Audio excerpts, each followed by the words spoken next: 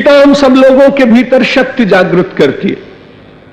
और इस समय तो केवल यही विचार करना चाहिए, तस्मात् युद्धस्व भारत। हम सब लोगों को युद्ध में उतरना है, लेकिन युद्ध वो व्यक्ति निश्चित रूप से विजय प्राप्त कर नहीं पाएगा। उस व्यक्ति को और उस समाज को नहीं मिलेगी विजय जो उसके पहले भाग का स्मरण नहीं करेगा। माम अनुस्मर युद्ध च, पहले भगवान का स्मरण और बाद में युद्ध।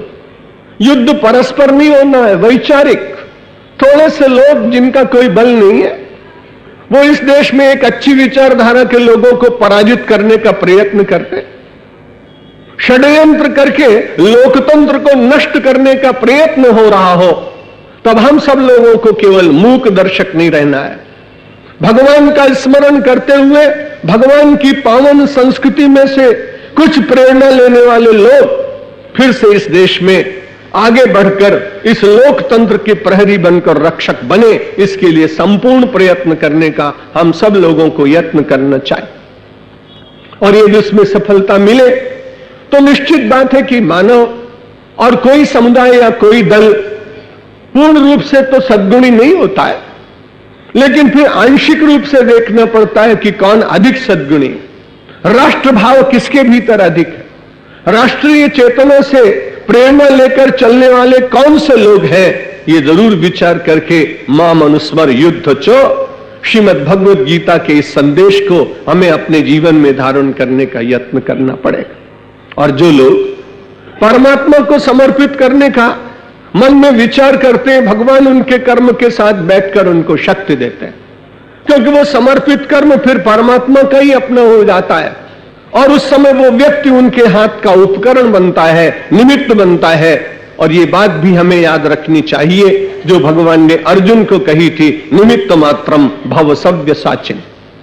यदि अहंकार पूर्वक विजय प्राप्त करने का यत्न हुआ तो परिणाम फिर से दुखदायी होगा, लेकिन परमात्मा के कार्य के हम निमित्त बनकर अपने धर्म और राष्ट्र की सेवा में क्रमशः विनम्र भाव से समर्पित होने का यत्न करेंगे तो जो बहुत सारा स्वार्थ चतुर्दिक दिखाई पड़ रहा है उसको कुछ अंशों में समाप्त करने का यत्न कर पाएंगे। ऐसा कोई काल नहीं रहा जब समाज स्वार्थ में न जीता रहा।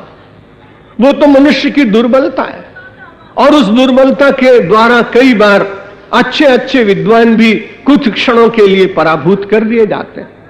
मानव के देह का स्वार्थ, मानव की प्रीति का स्वार्थ, मानव के लौकिक जगत का स्वार्थ, वो मानव के भीतर कई बार जग जाता है। लेकिन उसके ऊपर नियंत्रण प्राप्त करने के लिए हमें श्रीमद् भगवत गीता का अध्ययन करना चाहिए, और फिर किस प्रकार से हम अपने आंतरिक दोषों के ऊपर विजय प्राप्त कर सकते हैं, हमें उसमें से ही प्रेरणा मिलेगी। पहला तो मानव संसार में स्वार्थपूर्वक जीता है, लेकिन दूसरी बात हमारे समाज में से कम हुई, और वो हुई परार्थ। यदि कोई स्वार्थ के साथ में परार्थ का चिंतन करे तो क्षमा कीजिएगा, उसको परमार्थ का बहुत चिंतन नहीं करना पड़ेगा।